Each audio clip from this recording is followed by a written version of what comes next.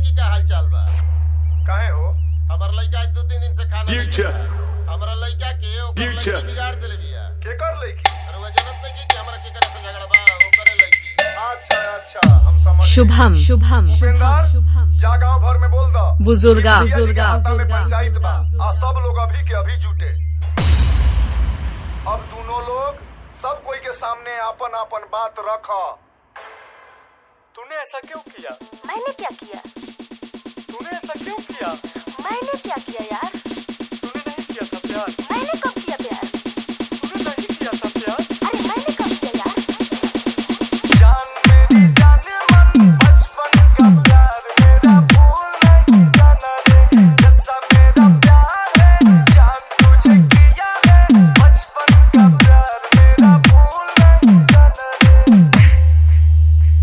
बकवास बंद करो। करती थी वादे कभी 7 जन्म के, रहेंगे हम सिर्फ ही बन के, सारा इज्जत नीलाम कर दिया। अजीब लगते हैं आज तेवर सनम। अरे बेटा शुभम ना तो सब जोश ठंडा हो जाई। बुजुर्गा और जान कहता एकरा के कहे दो, नहीं तो हमरा से बुरा कोई ना होई।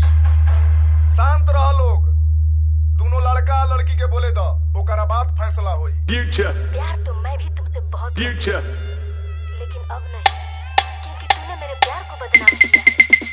भाई मैंने फिल्म में सरेआम किया है। बात मेरी मान ले, तेरा मेरा दुश्मन सारा ये जमाना है। याद कर तू वो दिन, रहती थी ना मेरे बिन, मर जाएगा तेरे बिन तेरा ये दीवाना है, बचपन का प्यार मेरा भूल नहीं जाना रे। अगर तुम सच में मेरे से प्यार नहीं करती तो खा कसम और पूरे समाज के सामने सच्चाई बता। चाहती तो तू भी थी मुझे, अब डरती है जमाने से। बहुत दर्द होता है दिल में सच को छुपाने से। सोचा ना था कभी होगा ऐसा मंजर प्यार का। अरे सोचा ना था शुभम कभी होगा ऐसा मंजर प्यार का। क्या फायदा महफिल में। बुजुर्गा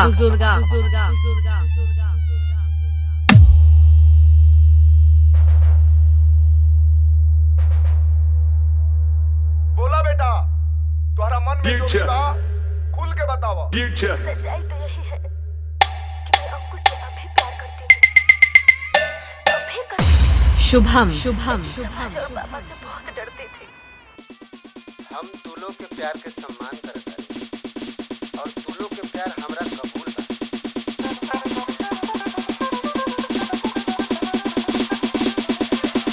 तू ही मेरी जान है, चाहे कोई जान ले, दूर ना हो पाएंगे। सच्चा प्यार करते हैं, एक दूजे पे मरते हैं।